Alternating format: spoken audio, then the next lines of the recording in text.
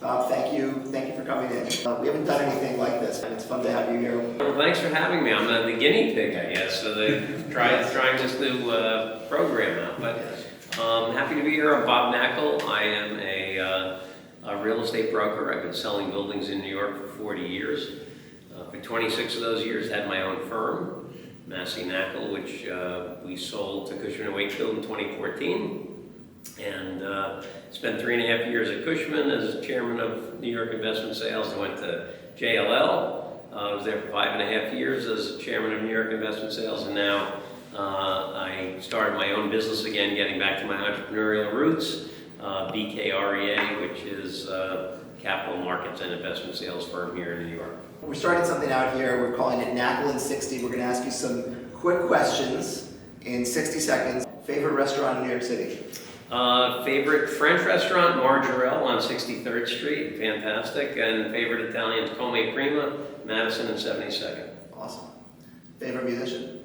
I love smooth jazz, so I love Joe Sample, Lonnie Liston Smith, Gary Taylor, David Benoit, Boney James, bunch of the smooth jazz guys. Most memorable deal you've done? Most memorable one is always the last one. And then my favorite is always the next one. Is it just most memorable because your memory isn't good, so you don't remember the old ones? Or? No, you know what? I have to tell you something, and the guys at the office will tell you this. I don't remember what I had for breakfast this morning, but Ed, give me an address for a building I sold in 1987, and I'll tell you all the details about that deal. Nice. All right. Well, if somebody can pull up a deal from 1987, let's put them to the test later on. Favorite sports team? Well, absolutely New York Rangers, and right up there are the New York Yankees. Big New York sports guy. All right. Well, I'm a Philly sports guy, but we're in New York, so I'm not going to hold it against you. Favorite building in New York City? It has to be the Chrysler Building. It is William Van Allen designed an unbelievable building. I love the story behind it. He had an ex-partner that was building a building that was going to be the tallest building in New York. So Van Allen surreptitiously developed the spire inside the building and then brought the spire out after the partner had finished his building, and then he had the tallest building in New York. So, but I think architecturally it's just beautiful. And that didn't last very long anyway, because I think then the Empire State Building was shortly thereafter, right? So it was very, very short-lived, the tallest building in New York. If you could meet any celebrity, living or dead, who would it be? Oh, gosh. Well, I think it's a tie. I would love to spend a night on the town in New York with Babe Ruth. And I'd love to spend a night on the town in Las Vegas with Frank Sinatra. If you weren't a top broker in New York, what would you be? I've never given consideration to doing anything else. I can't imagine what it would be. Except you accidentally made it into brokerage, right? It's completely by accident. We'll get into that. Okay, biggest fear? Two fears, nuclear war and circus carnies. Small hands, smell like cabbage. Which one's scarier? No, that's an Austin Powers joke, come on. No. Biggest fear is, I guess, fear of failure. Biggest motivation? Success. Best piece of advice you've received? Steve Siegel told me very early on in my career, read everything you possibly can about the business that you're in. And I've always tried to do that, and I think it served me really well. What's your favorite thing to read?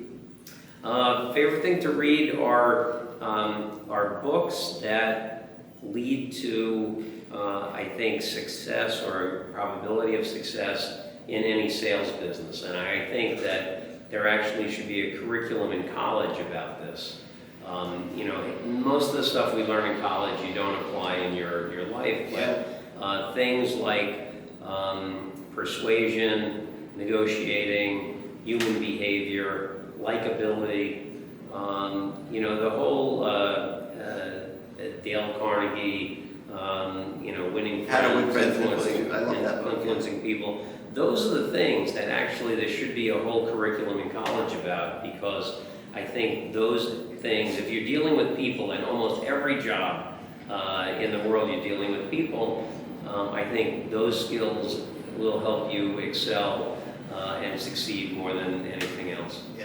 I totally agree. And when I chat with kids in college, it's the same thing. It's like, okay, you want to be a lawyer? Well, who are the most successful lawyers? The partners. What do you have to do to be partner? Bring in business. What's bringing in business? Selling, right? I mean, there's like no profession, even if you're not in sales, where the top people who perform in that profession are not the best salespeople. Interestingly, I mean, we both have somewhat similar backgrounds, and then I came from brokerage, but I only did it for about 5.5 years.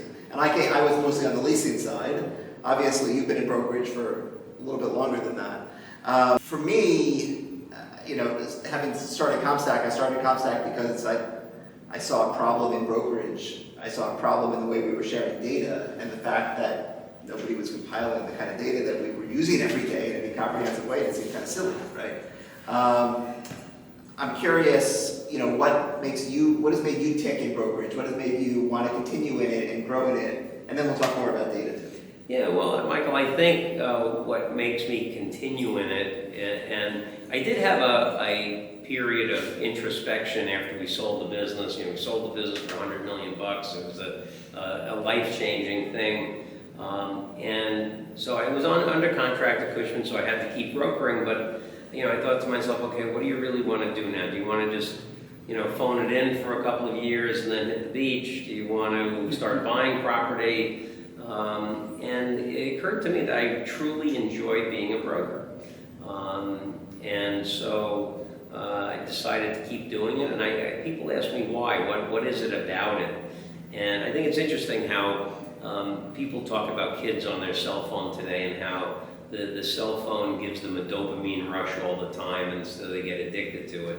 And I think in the same way, the brokerage business kind of provides that same type of frequent rush that you get from finding out a client wants to sell a building, and then giving the pitch and finding out you were awarded the building, and then you're negotiating and you reach a meeting of the mind on all the points, and that's a rush, and then you get the contract signed, that's a rush, and then you close the deal, and that's a rush. So there's a lot of winning involved in the brokerage business, and I think that's somewhat addictive. I similarly enjoyed that about brokerage, but on the flip side, of course, there's a lot of losing too. And there's more losing in brokerage than there is winning. I mean, let's face it, right? You lose more deals than you win. Most people, maybe not you, most people, don't win every pitch that they make. And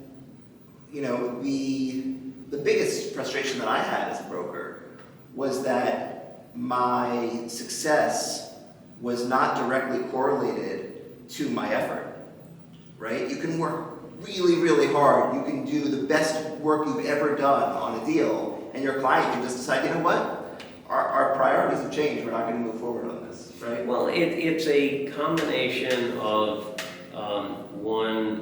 perspective and expectation, and I think nobody wins all the time.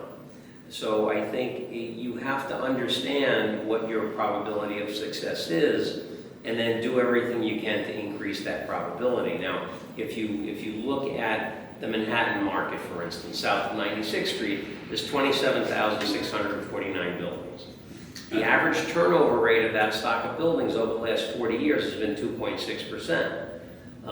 The highest it ever was 3.4% in 2012. The lowest it ever was 1.2% in 2009. But I know the long-term average is 2.6%. If you assume half the stuff that goes on the market actually trades, that means at any one time 5% of the stock is on the market. So if I'm making prospecting calls and I'm calling 20 owners, I'm expecting 1 out of 20 to be positive. So if I get hung up on 19 times in a row, I feel great because the probability is very, very high the next one's going to be successful. So I think it's a matter of understanding what your probability of success is, coming to terms with the fact that you're not going to win all the time and that things are out of your control. You can't control everything. But if you do the fundamental basic things, keep focused on continually prospecting to keep things going through the pipeline very consistently, then when you have those situations where you did everything you possibly could do and the client just says no, you have to chalk it up to you're going to win some, you're going to lose some, but just understand your probability of success and do everything you can to increase that probability. I think it's important important, I think, for people to hear too right now. I'm sure there's people in the brokerage business that'll watch this, and I lived through the great financial crisis, so as a broker, and saw a lot of people leave the business during that time. There's a lot of people who've left the business, in the last couple of years similarly, and I'm sure that it's helpful to kind of hear that perspective. Yeah, well, that happens. That happens in every downturn, and so I think I said it's perspective and understanding the business, and to realize that doing these fundamental things, and we call it blocking and tackling. You do those fundamental things over and over and over again, increases the likelihood you will at some point succeed. It's kind of like the stonecutter's creed, which is pound the rock. Right? So the stonecutter comes in, sits down in front of a big block of stone, takes a mallet and whacks the thing 99 times, nothing has happened. And the 100th time, boom, the rock splits in half. And to the casual observer, they say, oh, well, that 100th one must have been different. He must have hit it harder, must have been a different angle, maybe had a different mallet. But the stonecutter knows, no, it's the 99 that came before it that made that 100th one work. In the same way in the brokerage business, we do all these things to try to attain top of mind status, with our clients. And you have to do market presence things to make that happen. That's making your prospecting calls, sending out emails, sending out texts, sending out hard mail, speaking in public, going to networking events, doing all the types of things that get you out there to become known. And if you keep doing these fundamental, somewhat unglamorous things over and over and over again, eventually it's going to work. There's no way it won't work if you just keep at it. And I think, unfortunately, during tough times, a lot of folks just give up because they don't see the immediate results. They hit the rock 92 times and they say, no more, I'm out. But you keep going, eventually the rock will split in half. Yeah. We were going to do this in the map room, but it turns out that since you started your firm, you've made it your office temporarily, and so it's jam-packed with people, so it was going to be too noisy to do it in the map room. So we're in the CompStak office here, but maybe you could tell us a little bit about the map room, and maybe we'll have an opportunity to visit. Sure, well, we'd love to have you over. And yeah, the map room, and we're in the beautiful conference room here. The map room is about 2/3 of the size of this room. And it started based on a frustration that I had. And for about 10 years, I wanted to get out and actually do a physical count of buildings under construction because I sell a lot of land. Our firm sells a lot of land. And in order to evaluate land properly, you need to know what the comp set looks like. What else is being developed? What else is coming online? What is the competitive landscape going to look like when this to-be-sold piece of land will be developed and have its product come to market? And in New York City, there is a fairly good pipeline of condo supply, but every brokerage firm has a different number. One big firm will say it's 9,000 units, one will say 6,000, and it's because when do you start counting a building? When do you stop counting a building? Do you include every building? Is it only buildings of a certain type and size? And I always said to my end, virtually nothing on rental apartments, hotels, office space, etc. So I said, if I'm out standing in front of a building that's being built, I know it's being built. So there has to be a way to do this. So during the pandemic, I came into the city. I was up at the country house. Left the city in a hurry, came back needing some stuff, and the city was a ghost town. Every store was closed. There were no cars on the street. And I said, if I'm ever going to go out and walk around the city and drive around the city, now's the perfect time to do it. There's no traffic. So spent about 4 months, 220 hours in the field with Sanborn maps, highlighting different colors of things under construction, things that had been demoed, obvious development sites, potential assemblage sites. Just you alone, or do you? No, I always had one of my colleagues with me who would basically drive the car. We'd park it in the middle of the street, get out, walk around for a half hour, go drive to another spot, walk around. Ended up doing the whole city. It was a fascinating thing. then I started, without intention of creating a big map, I started taping a couple of sections together to see what was happening in this neighborhood, what's happening in that neighborhood. Before you know it, I have this map that's 24 feet long and 10 feet wide. Started carrying it around to clients' offices, and rarely did anybody have a conference table big enough for this thing. And then I was going to a client's office one day, and it started to rain, the map got wet, and I'm like, heck with this, I need a permanent home for this thing. I asked JLL if they could accommodate me. They didn't have the space, so I just rented space, and I created the map room. And I was fired on February 14th at about 10:05. At 10:15, I was in the map room making calls, didn't miss a beat. And I had actually been working in the map room for about 9 months, 10 months before going there full time. And I was in the JLL offices Monday and Friday, and at the map room Tuesday, Wednesday, Thursday. But now it's about 600 square feet. It's a little tight. We've got about a dozen people now.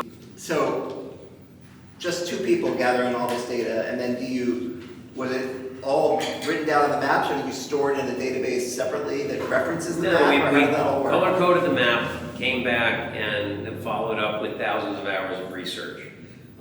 Looking at every site, getting details on every property that was under construction. So now our development pipeline's down to the square inch for the 5 main buckets we have: residential rental, condo, hotel, office, and a miscellaneous bucket for education, healthcare, buildings that don't fit into the first 4 buckets.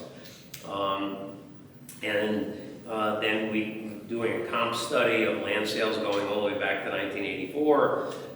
We've since we did the field inspection, we've been tracking every demolition permit, foundation permit, building permit that the city has issued. So we've kept on top of it. So let me ask you, so the city obviously records the permits. They've got sites like Acris and Oasis and various resources from the city to find a lot of this information.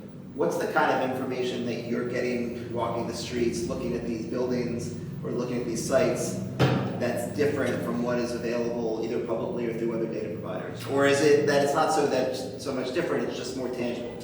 I think it's a combination. I think there are things that you see in the field where a lot of sites have been demolished. There have been plans filed 3 and 4 times. The plans have been rejected. What's happening there? You want to look into it. As a broker, we're looking for opportunities. So it's nice to know what's under construction, but we want to know the properties that were to be built that are not being built and why. We want to talk to the folks who own sites that clearly, based on their size and based on their max density, the existing building can't possibly be producing enough revenue to justify not selling. So we're looking at those opportunities, but I think the field work is something much more tangible than just looking through city records and looking at an address and not really getting a sense of scale, size, scope, what's happening. And it's also very interesting, I think, looking at the map and seeing everything laid out rather than just a list of data, but actually seeing a visual representation of it. And folks have said to me, Bob, why don't you digitize this map? And I said, because looking at it on a computer screen, it will lose something. When folks come into the map room, it's almost like sensory overload. You have all this data, and you can see everything, and there are things that just pop off the map when you look at it. And it's really, the reaction that clients have had has been great.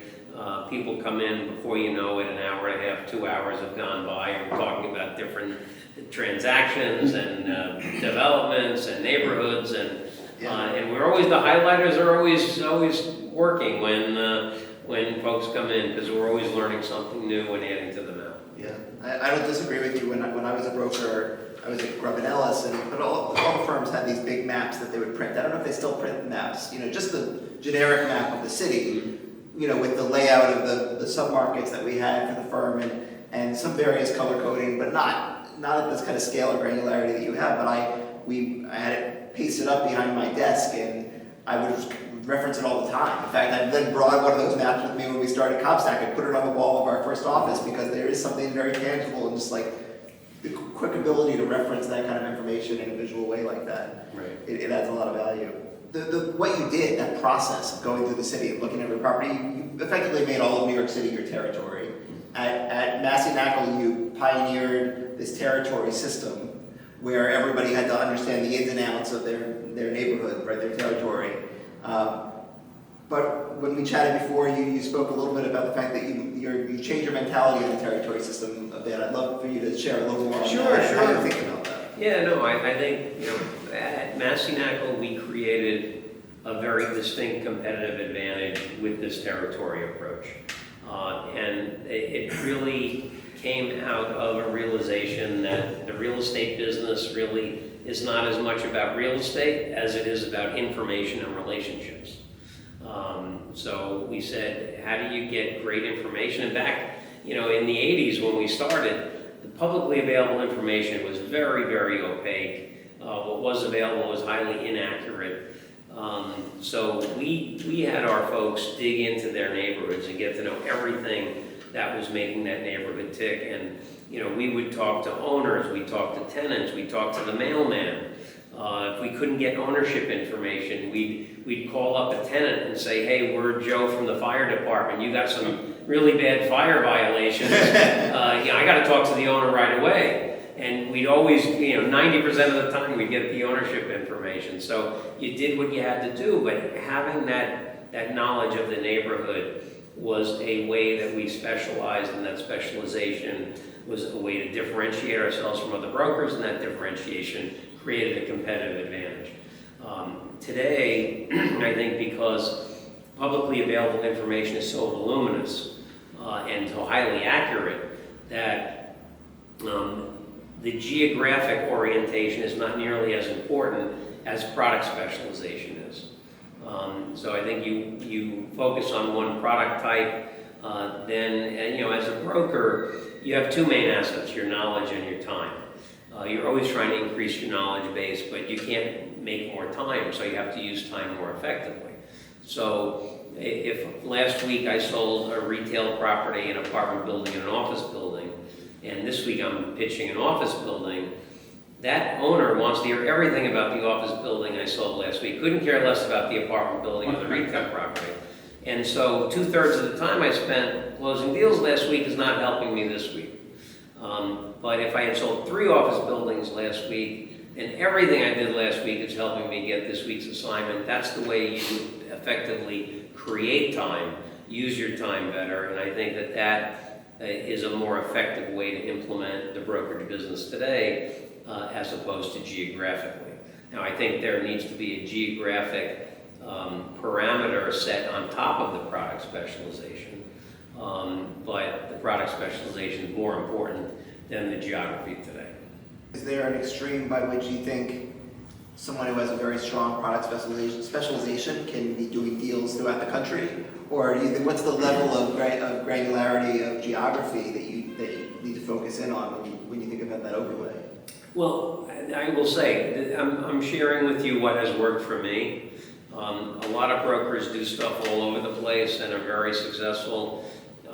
I just think, I never want to be in a meeting with a client guessing or pretending to be the expert. Sure. You can't know everything about everywhere. Look, in Manhattan, in New York City, forgetting about Staten Island, and no disrespect to Staten Island, but it operates more like New Jersey than New York. In the 4 boroughs, there are 176,000 investment properties.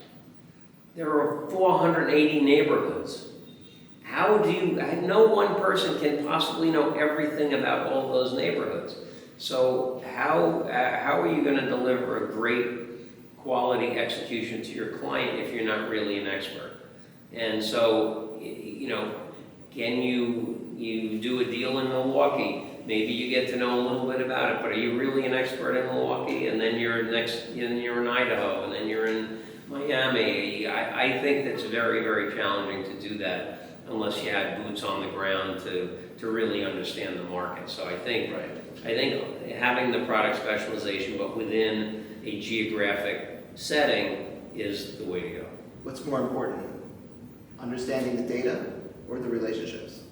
Combination. I think it's hard to have better than a superficial relationship with someone unless they know that you know what you're talking about. So I think, the number one way most brokers prospect is by making prospecting calls. We always say you have to offer something of value when you make that call. That something of value is often market information. It's, tell me about the neighborhood. Most frequently asked question a broker gets is, how's the market? 99.9% of brokers answer that question with adjectives. I say answer with statistics. In order to answer with statistics, you have to know how many buildings are in the market, how many sell each year, whether that percentage is going up or down, what the average prices are, the cap rates, all of that stuff. So I think the command of the data puts you in a position to have a very, very deep relationship with someone. And I think you can have a superficial relationship without the data, but if you really want to establish trust with a potential client, you have to be able to articulate the data about your market very, very well. Sure. So with your new firm, you are taking an AI-centric approach to data. What does that mean for you? Well, we're using AI in 3 ways. And, I will tell you, I'm the least technologically savvy person in the world, probably. I'm happy my cell phone goes on in the morning. But big fan of Ben Hardy and Dan Sullivan's books, and one of them is Who Not How. So when I said, hey, I better get on this AI trail before somebody else, gets on and eats my lunch, I hired Seth Samowitz to be my AI guy. Seth is an AI expert. And so we're using AI in 3 ways. We're using it, one, on the prospecting front. And the most remarkable thing there is the speed with which everything is happening.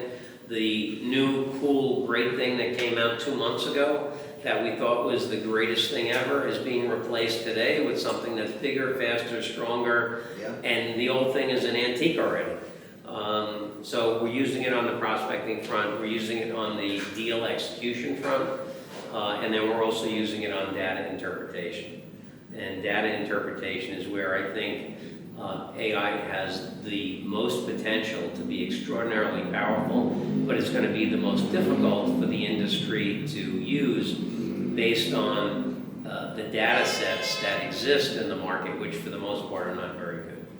Well, that's a good point. I think, when we think about AI here at CompStak, and when people have asked me, what do we think about the impact of AI, in our business, my feedback has been, or I think will be for the foreseeable future, that the technology is phenomenal. It is game changing. There's been a lot of new technologies that have come along since we started the company that we couldn't quite rationalize why we should be incorporating them into our business. Why does CompStak need to be on the blockchain? The answer is doesn't, right? Should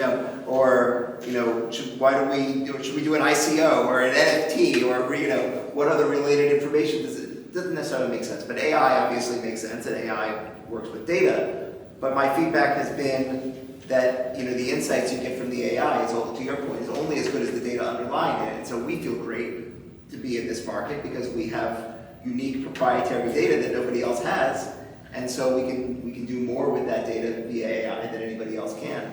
You obviously have been in the data business, in building these maps and gathering this information. How do you think about getting the data that you've collected into models to have a unique advantage? Because really, at the end of the day, the data is what drives the advantage. Yeah, it's something we're really, really excited about because we think that if the theory of AI will actually work in practice, the models that we're creating should be able to give us predictive measures of what's going to happen. And then anybody can tell you what has happened, but to be able to tell what's going to happen can really be groundbreaking. And fortunately, we have data sets that are 40 years old. The methodology for calculating the data has been the same for 40 years. So there's a high level of integrity in that data. And I always say, it's not the absolute numbers that matter, it's the relationship between the numbers that matter. If I tell you that in 2019, there was 26.3 billion of sales volume in Manhattan, you really don't know what to think about that. Unless I tell you that in 2015, at the peak of the market, it was $57.4 billion, and in 2020, the height of COVID, it was $11.1 billion, and then all of a sudden, the 26.3 starts to have some feel to it. In the same way, it's really not the absolute numbers that matter, but it's the relationship between the numbers. Are the numbers going up? Are they going down? What's the magnitude of the up, the magnitude of the down? And if the methodology for calculating the data has not been consistent, the integrity between those relationships loses something. So we're really excited about what predictive things might come out. We're taking our land study and comparing the fluctuations in land values to things that you would expect. Residential rents, condo pricing, office rents, office occupancy, all those things. But then we're also layering on a bunch of macroeconomic things. Interest rates, lending rates, inflation, S&P 500, Dow Jones, price of gold, price of oil, consumer sentiment. And who knows, the models should be able to say, well, when interest rates drop 75 basis points and the price of eggs go up 15%, you're going to see a shift in the hotel land market. Fair enough. I think, for years we've met with and worked with various companies in the AI space, and I think that, many people who come at this and are trying to use AI in modeling and forecasting within commercial real estate come at it from a techie perspective of like, oh, let me see what kind of cool data sets I can pull in to arrive at a forecast. But they don't necessarily understand the nuts and bolts of commercial real estate, right? And so they're trying to figure out how the price of eggs impacts the value of real estate without taking into account the fundamentals, like the rents or the prevailing cap rates that have been used in the market.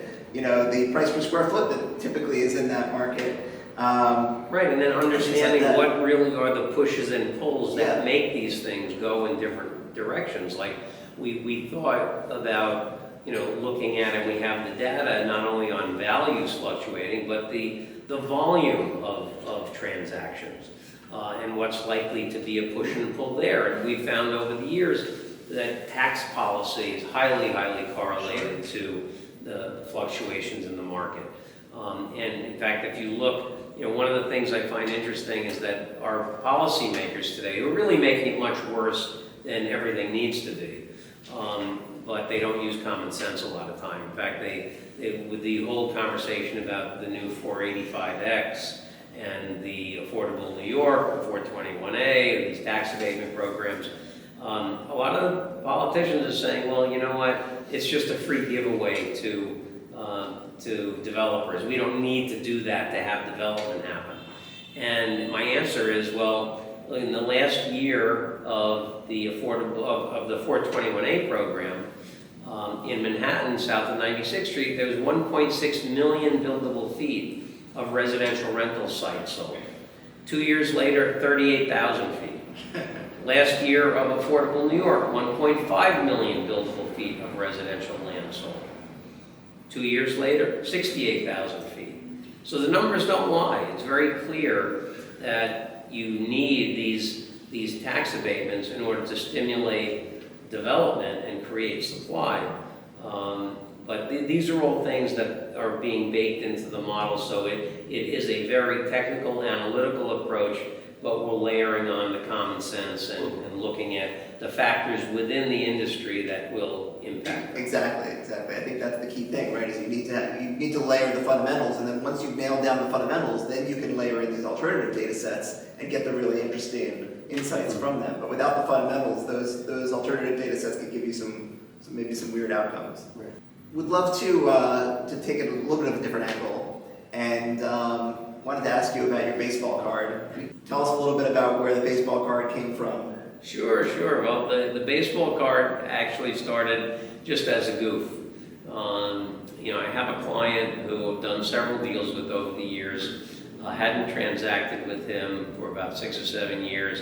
And I see the guy, we're both on the executive committee of the Real Estate Board of New York, so I see him every month at the executive committee luncheons. And when I see him at the luncheons, it generally be, hey, how are the kids? how's the wife, how's the boat, you know, that kind of thing. And I ran into him on Park Avenue one day. And we just started talking about business. And I said to him, hey, Hal, what are you doing with the big site in Long Island City? He's, oh, yeah, well, you know, I'm going to be in the market looking for a construction loan soon. I want to build it. And I said, you should talk to our mortgage guys. We've done a lot of construction loans recently, and, you know, they're really good. And he said, oh, thanks, Bob, but I'm going to go with JLL. I said, Hal, I've been at JLL for 4 years. He said, oh, yeah, I forgot. I thought you were still at Cushman & Wakefield.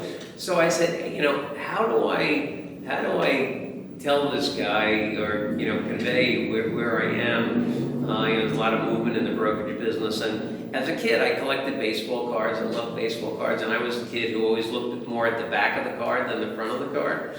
And I said, you know what, I want to put together a baseball card and send it to him with all my, you know, where I was, all the different years, and just put one together. I was just going to send it to him.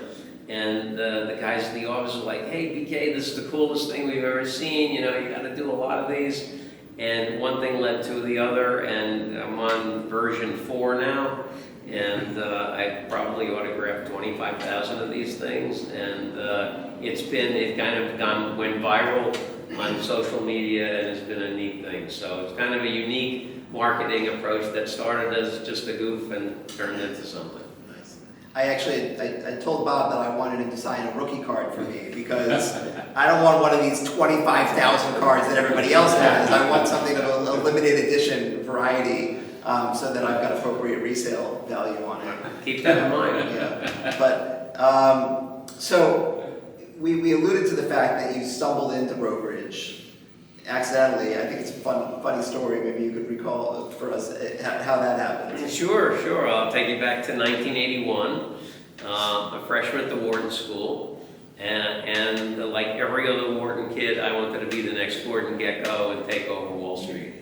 So I said, you know, if I want to get in this investment banking thing, I have to get a summer job that's going to look good on the resume. So I grew up in northern New Jersey, made up a resume, and during spring break, I'm driving around dropping it off in every commercial bank and investment bank I saw. I'm in Hackensack. I came out of a Payne Weber office across the hall. I see Coldwell Banker. So I'm like, oh great, another bank. So I go in, give them my resume. They called me later that afternoon and said, hey, we'd like to interview you tomorrow for a summer job. Set up the interview. Again, 1981, no internet. So I go to the library that morning to look up this bank, and I see it's a real estate company. I'm like, oh shit, I don't want to get into real estate. But they were the only ones hiring college kids for the summer. Took the job, loved it right away. It was a great office, a lot of young, hardworking people. Seemed like they were having fun, they were happy, they were making a lot of money.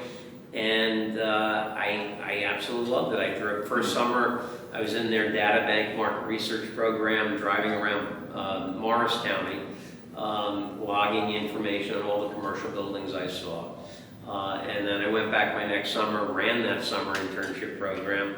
And my third summer, I actually got my Jersey salesperson's license and was an assistant to an industrial broker, Tom Mulaney, who I'm still friends with to this day. And I was showing space to industrial tenants. And then when I got out of school in '84, I started with CV here in New York. But it was complete accident that I got into real estate. Thank you very much. This has been fun. Yeah, Michael, this was great. Thank you.